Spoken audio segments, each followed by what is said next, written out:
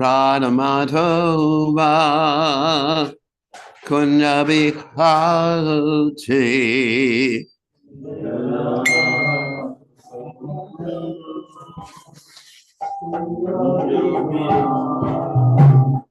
Jaya Ranu Madhava Kunjabihati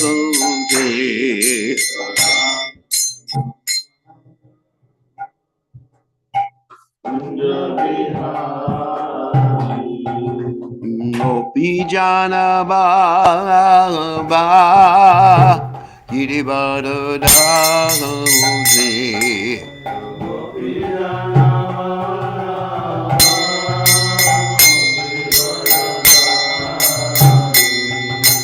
Gopijana Vallabha Girivardhari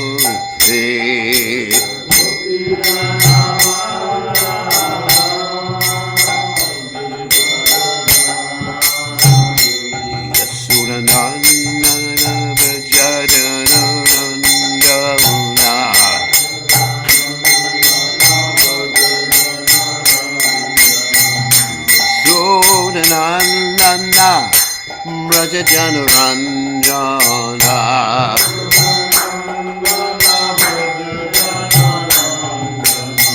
Yamuna Tera Panachari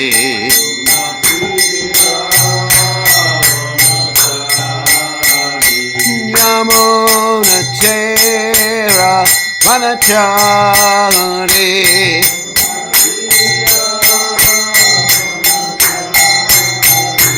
Jaya Radha Madhava Kunjabihati Jaya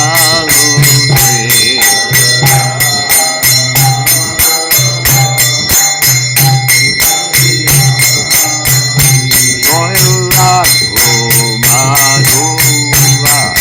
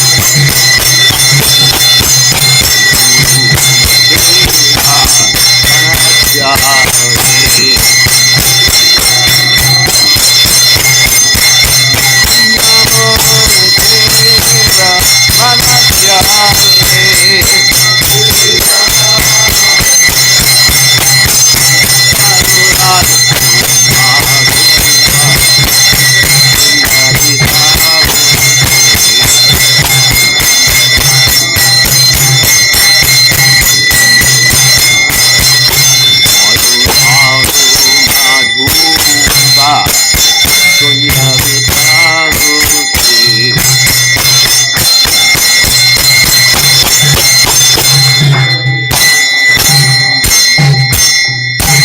Jai Om Vishnu Pad Paramahamsa Paravatikacharya also Teta Satashi Shimad His Divine Grace Vaya Charana the Bhaktivedanta Goswami Srila Prabhupada Ki Jai ISKCON Founder Acharya Srila Prabhupada Ki Jai Ananta Koti Vaishnav Vrinda Ki Jai Namacharya Srila Hridas Thakur Ki Jai Prem Se Kaho Shri Krishna Chaitanya Prabhu Nityananda Shidwaita Gadadha Shivasri Gaur Bhakta Vrinda Ki Jai Shri Shri Radhakrishna Gopi Gopinath Shai Mukunda Radhakunda Giri Govardhan Ki Jai Vrindavanam ki jai, Mathuram ki jai, Jagadasami ki jai, Yamunamai ki jai, Shivani Lasi Devi ki jai, Samaveda Bhakta, Vrinda ki jai. Go Premananda Hari Hari Go. All glory is the assembled devotees, all glory is the assembled devotees, all glory is the assembled devotees. All glory is to Shri Guru and Gauranga Srila Prabhupada ki jai, Nama Om Vishnu Padaya, Krishna Prastaya Budale Srimati Bhaktivedanta Swami Namani Namaste Saraswati Devi Gauravani Pacharni Nivashesha Shunyavadi Paschachate Shitarni. So what verse are we on? Does anyone know? When did you last have Bhagavatam class? Where's he? Too cold for him, I guess. Okay. So you don't know which verse or anything. What canto? Oh my God. I know.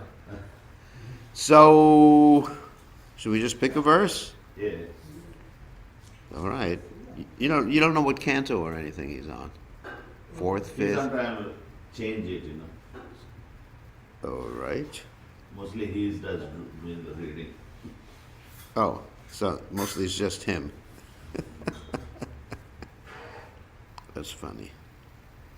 All right. I'll just pick anything. Okay. Right.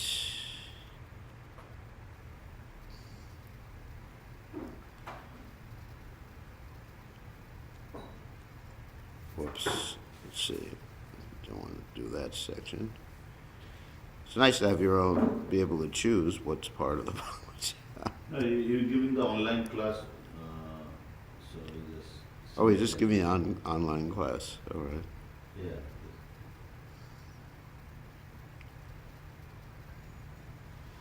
Okay. So we'll go from fourth canto, chapter 30, text 16. It's a good verse. It's about the Prachetas. So, Om Namo Bhagavate Vasudevaya. Om Namo Bhagavate Vasudevaya. Om Namo Bhagavate Vasudevaya. I guess no one has the verse here, so I guess I'll just read it, right? Yeah, yes. Okay. Apritag dharma chilanam sarvesham vasumadhyama.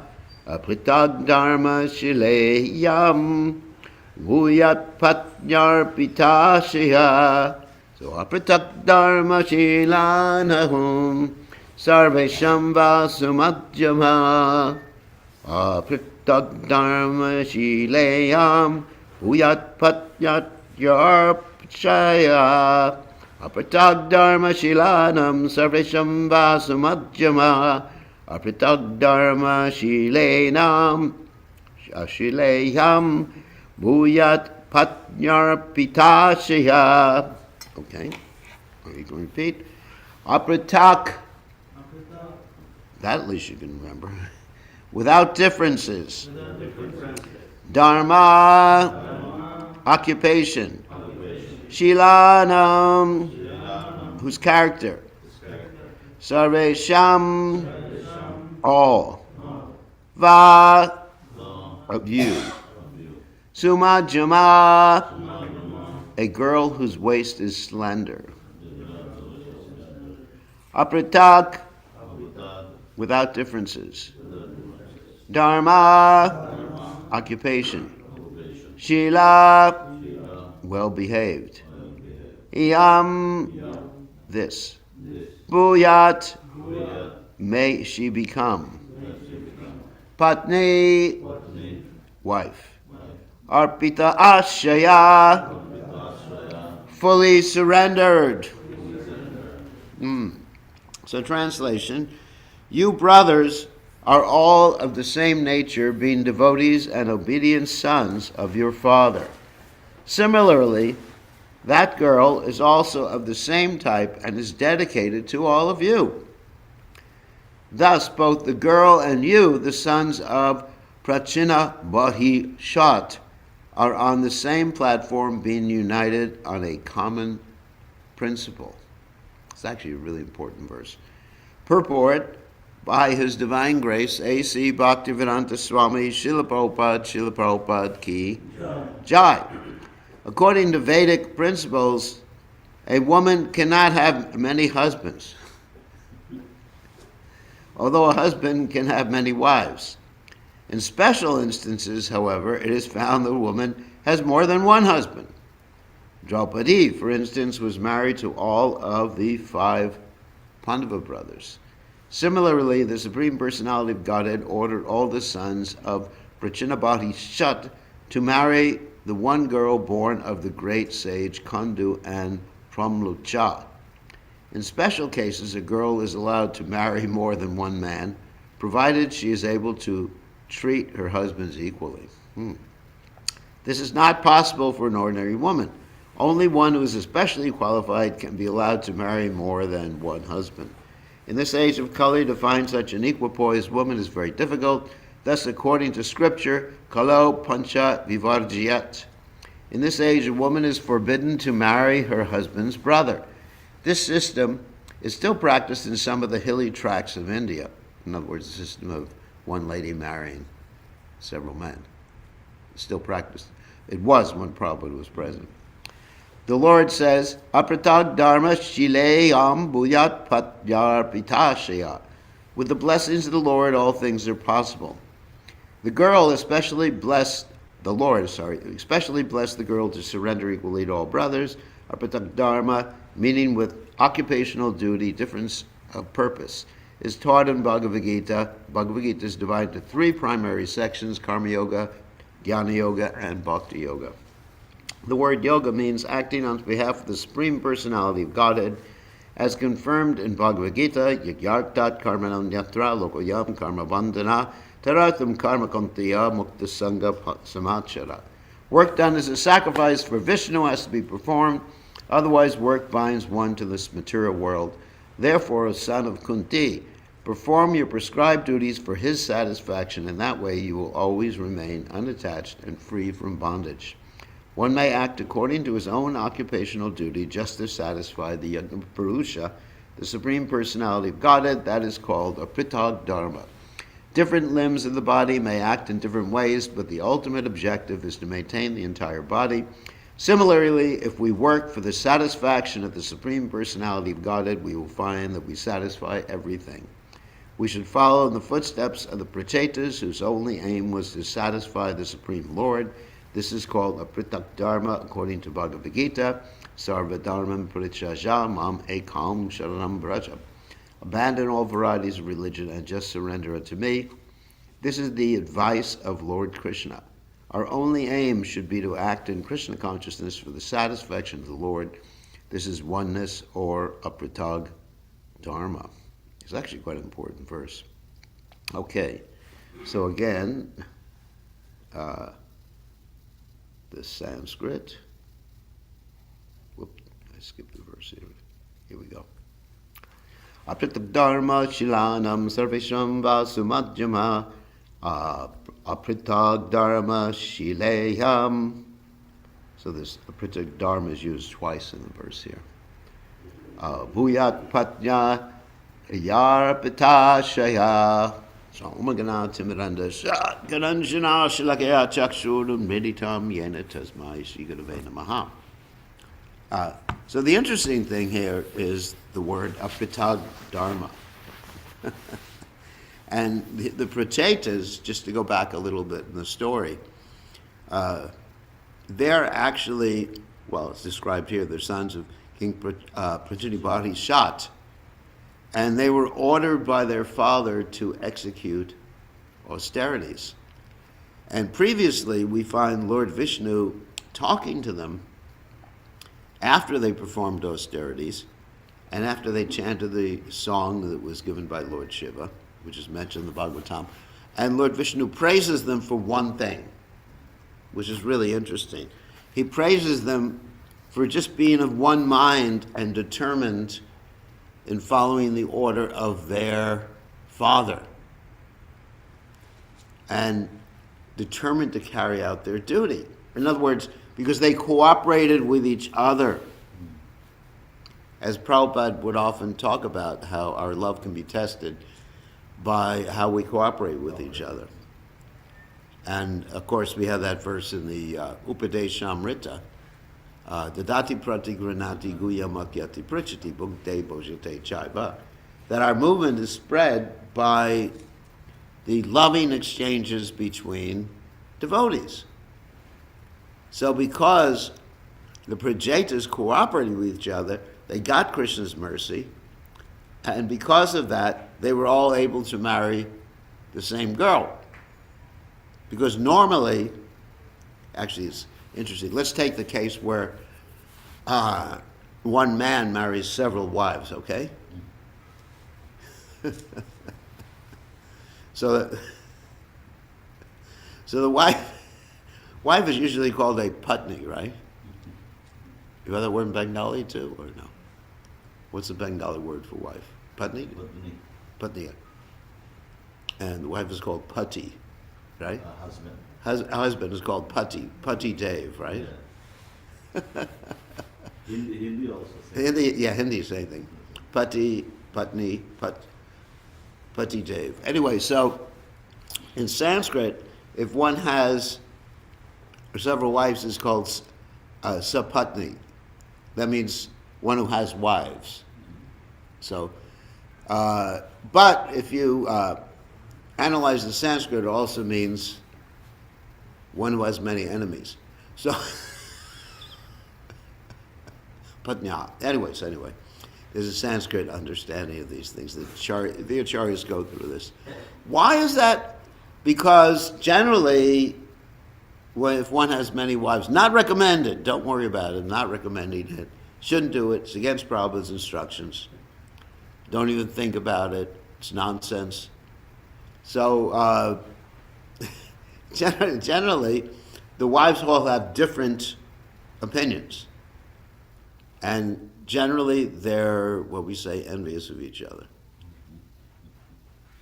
Just like we see so many cases of wives causing trouble when one has many wives. And because the most famous case is like Dasarath, where he has Kaikeyi, who by the insistence of Manthara, it wants to banish Ram to the forest and install her king Bharat as the king or as the emperor. And so you see this like fighting between the wives. Of course, Kausalya was not fighting, Sumitra was not fighting, but Kaikeyi certainly had some issues, envy issues. And, there's many, many instances. Of course, then you have, like even Satyabhama. You know Satyabhama? Yeah. She was just like so upset that Rukmini had a parijata flower that she wanted a whole plant. And Krishna had to actually go and grab it from the heavenly planets. Jai.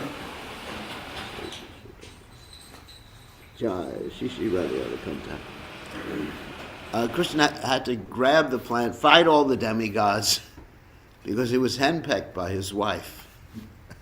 Because she didn't. And then perhaps the worst example of envy, of course with Satyabhama it's not bad, it's a pastime. But the really bad example of envy is in the case of Chitraketu.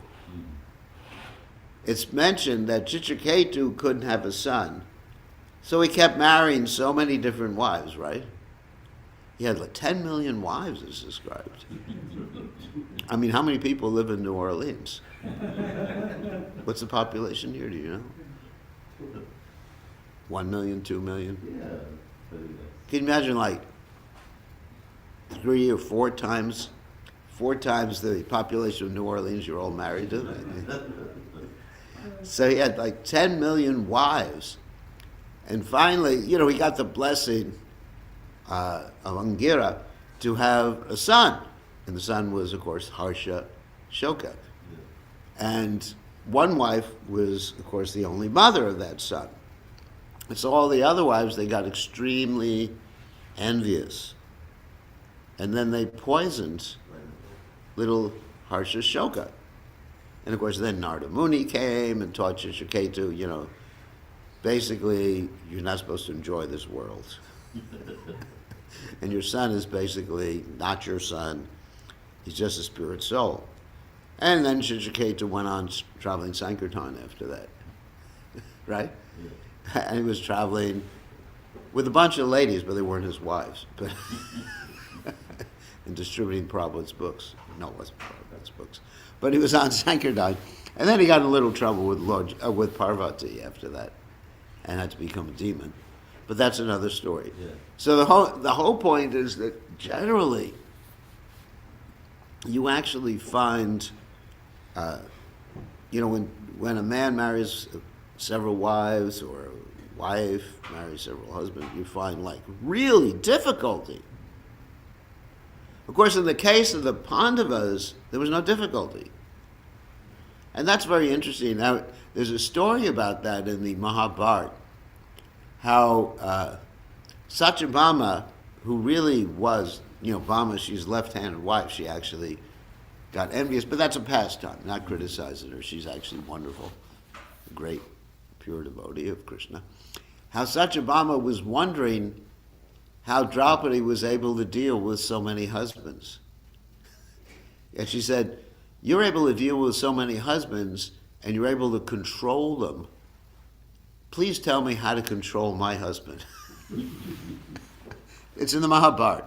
It's like in the full Mahabharata, the whole Mahabharata, not the abridged edition which ISKCON publishes. So she says, please, Draupadi, please tell me how you keep the Pandavas under your control. And Draupadi chastised her. Draupadi said, do you think I'm using some black magic or tantric or something like that? She said, that's nonsense. She said, the way I keep my husbands under control is that I wake up in the morning before they do, and then I go to sleep after they are all asleep. Wow. Can you imagine a wife that does that? No. Big austerity. But that's devotion, isn't it? Yeah. Because by her devotion, she's controlling her husband, not by some trick, not by dressing nicely and putting earrings on, and whatever ladies do, or perfume or whatever. It's like sometimes see these advertisements for a perfume you can put on that'll control men or something like that. Or the men have this perfume that can control women. Anyway. So, no, but by devotion. And of course we see the same thing with Krishna, that Radharani controls Krishna by her devotion. Because she's simply trying to please Krishna. And therefore you can have peace. And that's why the Prachetas, they had peace between each other. Because they were devoted. What is the central point? They were devoted to their father's order. Yeah. That's the central point. There's this saying in English, things fall apart where the center will not hold.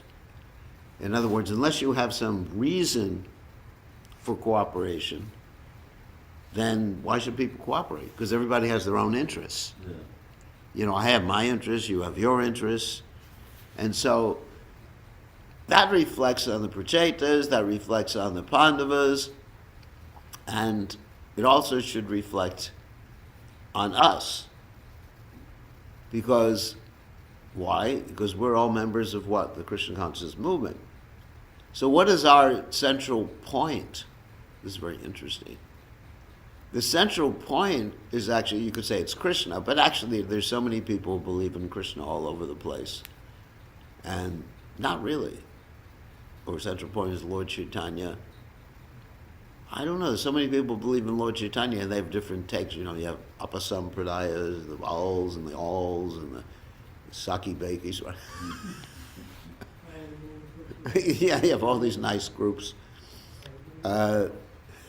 So our central point in the ISKCON movement, International Society for Krishna Consciousness movement, is who? Srila Prabhupada. So we have, like the Prachetas, like Prabhupada has so many children and grandchildren, and probably some great-grandchildren now too. Yeah, he does. Some great-grandchildren, and then be great-great-grandchildren. And so if we can actually keep Prabhupada's pleasure at the center of our consciousness, then there's loving relationships and cooperation. It's as simple as that, isn't it? It's very simple. Instead of breaking up into either different groups, or different, even different guru groups and things like that. That's why Prabhupada said, your love for me will be tested by your cooperation. So in other words, we should be asking ourselves, everyone in the Krishna conscious movement should get to know Srila Prabhupada. Now, actually, one of the first things I recommend when people join the movement is you read the biography, Lilamrita, to get to know Prabhupada. I tell people this is, in one sense, is just, or maybe even more important than Bhagavad Gita. Because Prabhupada is Acharya, which means the example of what the Bhagavad Gita is. I mean, if you look at the Bhagavad Gita, read the Bhagavad Gita, Arjuna is not really our Acharya in every sense. I mean, he's an Acharya in the sense of surrendering to Krishna, sarvadharmam parityajya mama kamsharam braja. I mean, in that sense, he's the Acharya, an Acharya. But in the sense of like practical activities, is he actually our Acharya? I mean, Prabhupada is our Acharya. That's why he's founder Acharya. Yeah. Prabhupada's dedication to his guru. Of course, Arjuna was dedicated to his guru. Guru was Krishna, actually. But he argued with Krishna. He wasn't willing to cooperate in the beginning of the Gita, isn't it? He was thinking of his own interest rather than Krishna's interest. So there was he was part of the non-cooperation movement. Non-violent, non-cooperation movement. That's actually funny if you think about it. He was like Mahatma Gandhi 5,000 years ago. So Arjuna, so Prabhupada, what does Prabhupada teach us? It's quite interesting. Prabhupada teaches us the dedication to the order of the Guru. I mean, that's why Prabhupada had mangala-arati, which is actually completely different than the mangala-arati in the Gaudiya Math. Yeah. If you've ever been in the Gaudiya Math, they don't chant the guruvastaka prayers in mangala-arati. Did you know that? You ever been in? Yeah. I visited many Gaudiya Maths. They don't. They have other prayers. And so Prabhupada had, and then the daily guru-puja. It's interesting, isn't it? Yeah. The daily guru-puja Prabhupada instituted, which is not there in the Gaudiya Math. No. Bhaktisiddhanta Saraswati Thakur did not institute it. And then Prabhupada, there's this whole story. Yeah, that Prabhupada said about one devotee that this, actually a devotee had a dream. And in that dream, Prabhupada said that, my disciples may not have so many good qualities, but they're completely dedicated to my lotus feet, to my feet. And another time, we have that story about Malati, who was serving Prabhupada in Mayapur, and Prabhupada's godbrothers were there. Do you know the story? She was serving Prabhupada prasadam, and Prabhupada's godbrothers were there, and they were shocked to see a woman serving, because, sannyasis have very high standards in India. The woman can serve. Yeah, so there's a woman serving all these, senior godbrothers, Prabhupada's godbrothers. And Prabhupada said, she would die for me, and Prabhupada said I would die for her. So Prabhupada made that statement that how important it is that Guru Mukha Padma Vakya Chate Kodiyakya. And then he had his chant, during guru-puja, that particular song by Narottama Das Thakur. So it's just, you see Prabhupada's emphasizing, just like the Prachetas, how the Prachetas, their unity was based on loyalty to their father, the father's order, how Prabhupada expected that of us. And that's the secret. And I have an interesting quote here I wanted to read. Hopefully you can find it. Prabhupada's order is the order of Prabhupada's spiritual master, Srila Bhaktisiddhanta Saraswati Thakur. And hopefully I have it here, I think. I may not have it here. Whoops. Oh, here it is. I just want to end class by reading this. And I was seeing how loyal Prabhupada is to the order of his spiritual master. And these are particular quotes from a statement made by Srila Bhaktisiddhanta Saraswati Thakur. Okay. And this shows Prabhupada's mood in the loyalty to Srila Bhaktisiddhanta Saraswati Thakur. And I'll end class by reading this, and then we can take questions. So this is a statement. To transform the adverse desires of the jiva, this is Bhaktisiddhanta Saraswati Thakur. To transform the adverse desires of the jivas is the supreme duty of the most merciful. To rescue one person from the stronghold of Mahamaya is an act of superb benevolence far superior to opening innumerable hospitals. Unless we are devoted to God, secularism shall not leave us. Look within yourself, amend yourself rather than pry into the frailties of others. In this world of Maya, averse to the Lord, full of trials and tribulations, only patience, humility, and respect for others are our friends for Hari Bhajan.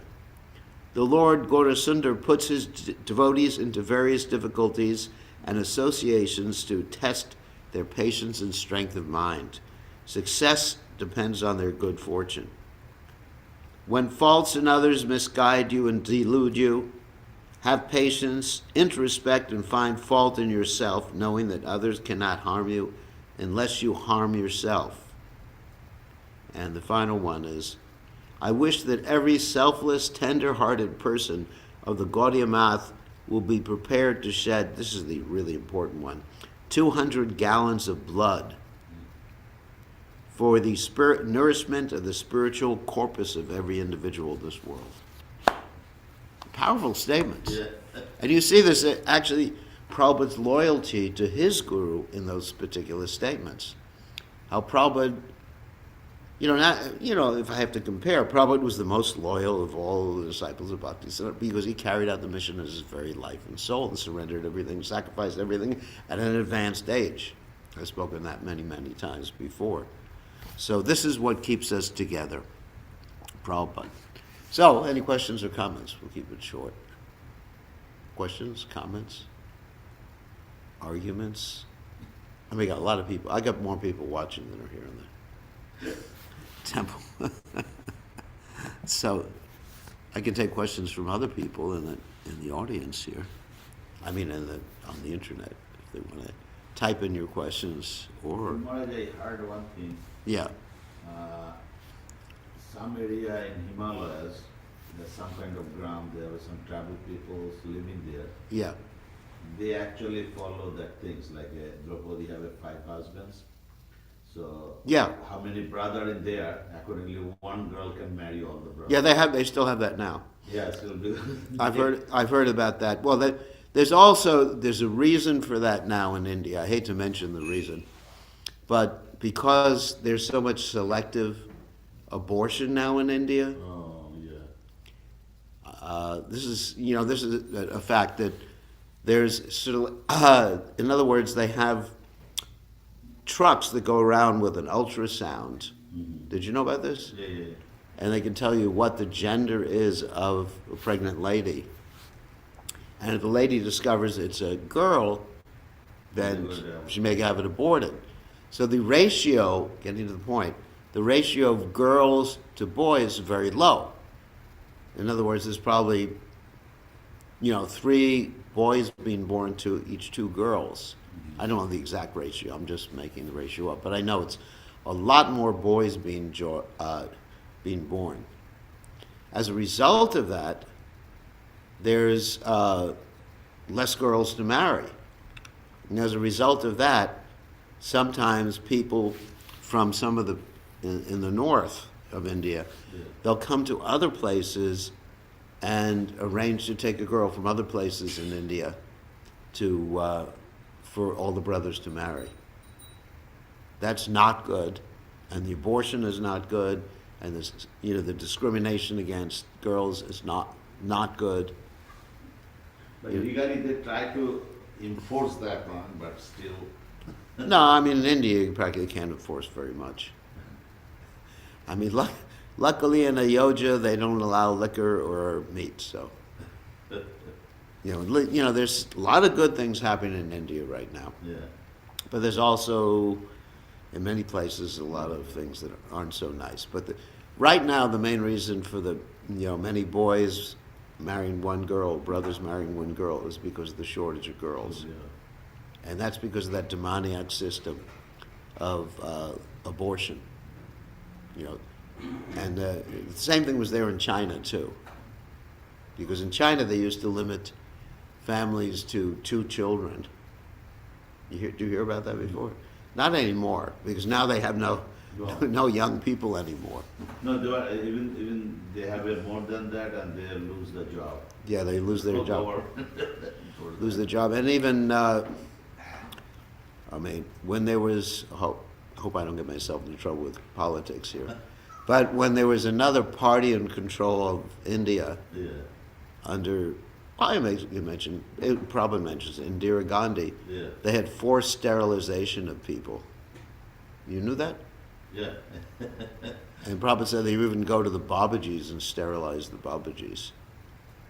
There's so many crazy things that have gone on. Anyway, the main thing is, if one wants peace in a society, especially ISKCON, where we have people from different cultures, isn't it? Some of you from Bengal, some of you from, I'm from America, got people from Africa, all over the world. The way to work together is we have to find some common ground. Okay. So here's some questions. What do you mean he'd be ready to drop buckets of blood for every individual? That means being ready to sacrifice, not literally. Yeah. Someone asked me a question. Not literally, you just like cut your arm. You'd be like some of those yogis or whatever, isn't it? Who engage in like torture, self-torture, or anything like that. Especially in that, those who are following the Shiva. Yes, Shiva and the tantrics, they get into that too. No, there is some festival in. It could be in the summertime. Yeah. They walk down on the fire. Oh yeah, fire walking. They jump on that. Yeah, Oh yeah, I've seen the fire walkers. So no, it means like just be ready to sacrifice your life to help others, like Prabhupada did. Prabhupada sacrificed everything. He left Vrindavan when at an old age, 69. When everybody was saying, don't do it, you're supposed to leave your body in Vrindavan, you're risking yourself. And Prabhupada left to carry out the order of the spiritual master and for our sake. So that was one question we had online here. One problem is that we see different devotees pick out quotes from Srila Prabhupada and argue what Prabhupada wants and not being, how to overcome this? That's an interesting question. How to overcome people with different opinions about what Prabhupada wanted. Then we should respect other people doing different things in Krishna consciousness. It's not that we all have to do the same thing, and cooperation doesn't mean that we follow blindly, that cooperation is a two-way street. You know, those who are Jai Shri Shri Radha Kanta, those who are leaders or managers should respect the individuality of others and allow them to work according to their own realizations. That's cooperation. Cooperation doesn't mean you have to cooperate with me. It means I also have to cooperate with you. It's a two-way street. You know, so Prabhupada will oftentimes ask, what would you like to do? That's actually interesting. So there's unity and diversity, Prabhupada said. Actually, Prabhupada said, we meet once a year in Mayapur, we should discuss unity and diversity, because everyone's different. I mean, for example, just to give a practical example, I have friends who are very conservative devotees. One of my friends is Bhakti Vikas Maharaj, and he's extremely conservative. And another friend is Hridayananda Maharaj, who basically doesn't even put a dhoti on most of the time. So, there you got people at the opposite ends of the political or philosophical or whatever spectrum. And so we understand Prabhupada accommodated everybody. Yeah, that's good. So that's a duty of the leaders to accommodate that. Here's another. Both are doing preaching, so. Yeah, both have been preaching in their own way, and they were successful. Here's another one. Hare Krishna, Gurudev, please tell my base. Would you say in devotional life it's not about focusing on being the most strict or knowing the most verses, but on focusing on being attached to our Guru and instructions that we are successful in all other areas? Yeah, attached to the Guru and instructions, and attached basically to pleasing the Guru. In other words, we don't fight over the instructions. Sometimes devotees take different instructions of Prabhupada and they hit each other on the head about them. Yeah. That doesn't please Prabhupada, even though they're both quoting different instructions. Just thinking, in other words, what I try to do is think of what Prabhupada would want me to do at a particular time, whether Prabhupada would be pleased, and then I try to act accordingly. And this means, not being fixated on one particular statement of Prabhupada, because you can take things out of context. You can take things out of context and prove any damn thing you want, almost. Okay. Nice questions. Thank you very much, everybody. And we'll end class. It's nice to have people online. More people online than people here. But we are here with Sri Sri Radha Kanta, Gaurnitai, Jagannath Baladev, Subhadra, Maharani. We'll let everybody see the deities here online in a second. So here's the deities. Gaurnitai, Shri Shri Radha Kanta, Jagannath Baladev, Subhadra Maharani Ki Jai. Okay.